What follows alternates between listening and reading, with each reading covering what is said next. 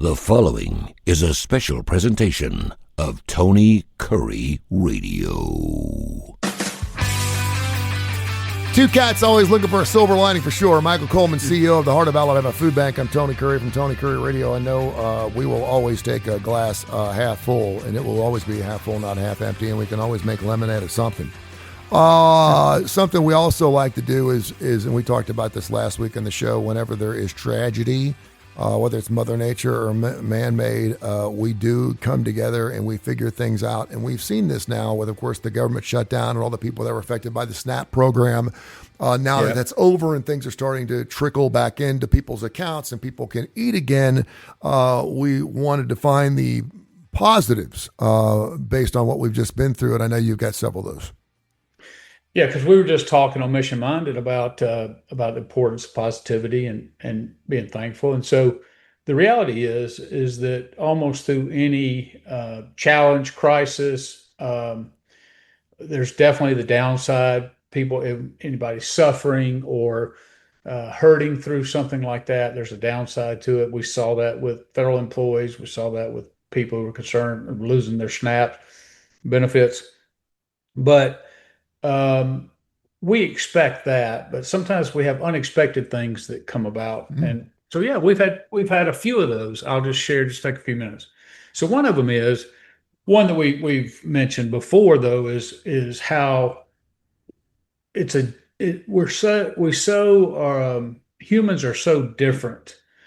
If you think about how oftentimes people who aren't spiritual in nature, kind of believe in just a general evolution and where only the strong survive.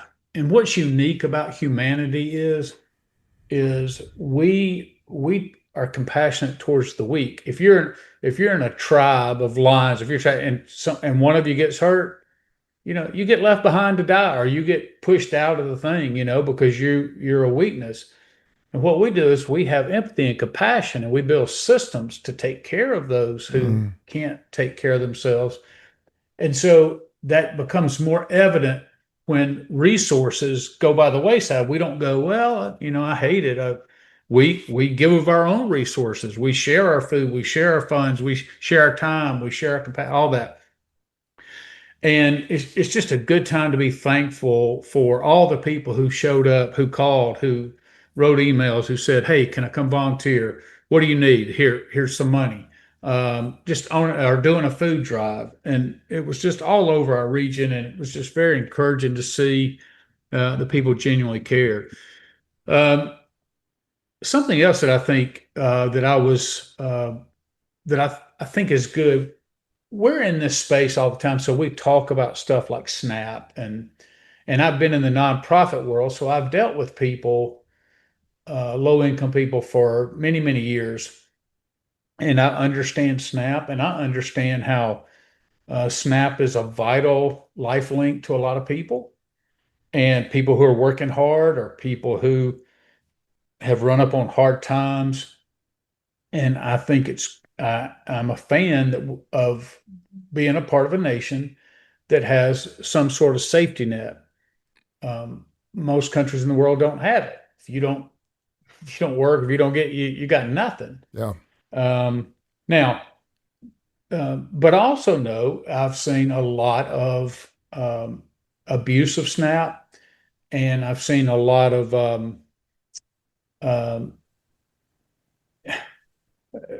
I'll just leave it at the abuse of SNAP. Okay. Well, yeah, I think we know. Or disincentivized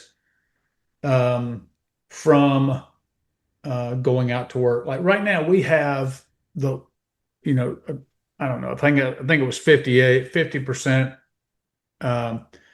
We're the third highest in the nation of people not going into the workforce. And part of it is, if you're giving people Section 8 housing, if you're paying for their housing and they're on Medicaid, and you're paying for their health care, and you're paying for their food, you are removing an incentive to work. Mm-hmm.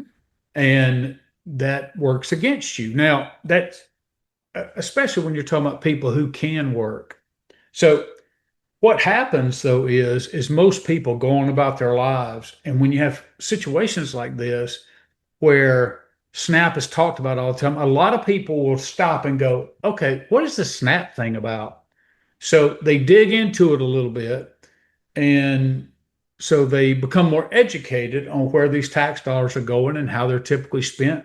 I've heard time and time again, they are blown away of the fact that 42 million Americans get SNAP benefits every single month. One out of every 8, I think it is. Yeah. And so they're just absolutely shocked by that. But the fact that they know that, hopefully, with people who use their mind, they say, "Wow, so is it a scarcity problem? Is it who are all these benefits going to? Is it why do so many people need these benefits? Is it there's no jobs out there? What is?" And they begin to think through these systems, and I think the more people take the time to educate themselves, it helps them be able to go through the noise, or withstand the noise, because you'll have a political party will stand up and predict, oh, they're not getting SNAP benefits. Thousands of children are going to die because you didn't dispense. Yeah. Well, I mean, you get that kind of hyperbole, and you get it about every issue. You talk about how many people are going to suffer, how many people are going to die, on and on and on. And the reality is that a lot of people are turning those SNAP benefits into cash, maybe for good reasons, but it's certainly illegal. It's just more of it's more complex. And a lot of people go, you know what? I don't know. I just can't even get into it. If they qualify, whatever. I'm just going to go on about my life. And that's how most people do it. So it's actually a good thing to where the average citizen becomes more educated on what's going on around us and what our culture's doing and producing and not producing. And then I'll end it on another positive, which is it gives people the opportunity to step forward and just really think outside of themselves. There's a real calling in our community where just for a minute people are like, and these are lots of times a company will say, hey, we want to do a fun and food drive, and so we'll create a donation link for them.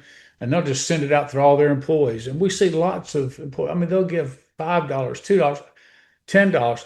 And I know those people, that $10, is as high as groceries are, as high as fuel is, all that kind of stuff. I know that they would rather use that. They probably don't have that to give away. Yeah. But it's just something about how people rise to the occasion and just make a difference. And it warms my heart. And how Christ felt about it when the widow with the 2 mites, he was watching people come up to the treasury, and the rich were putting in lots and lots and lots of money. And they should have. Yeah. But Jesus wasn't overly impressed with that. They were still walking away. But the woman who walked up with very little and gave it all, he's like, this is the real giver. Yeah. And so it warms my heart, because I know there are people who don't have $10 to give who still give $10. There's no doubt. And people may say, well, what about the $1,000 giver? That's great. Super. But the $1,000 giver may have that in his pocket. Yeah. It may be ho-hum to him. Yeah. And the $10 giver may have really made a sacrifice. So we're truly thankful now that we're on the other side of it.